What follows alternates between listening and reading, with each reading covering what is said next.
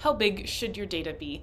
When I was in my undergrad econometrics class, I was modeling using data sets that were tens or hundreds of rows, and I thought that it was the most amount of data that anyone could ever need. And then when I did a master's in big data and I started working with like big data, I was suddenly using data that was being measured in terms of gigabytes and terabytes and petabytes, like the kind of stuff that crashes Excel.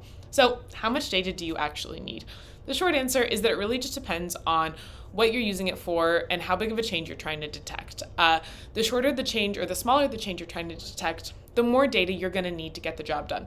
So if I'm trying to detect a change of 30 or 40 or 50%, I don't need that much data because that's a really significant difference. I might only need a couple hundred rows of information. But if I'm trying to measure in the fractions of a percent, that's when you start getting into needing hundreds of thousands of rows of data. That's all to say that when you're collecting your data, just think about what you're trying to measure and let that guide the amount that you need.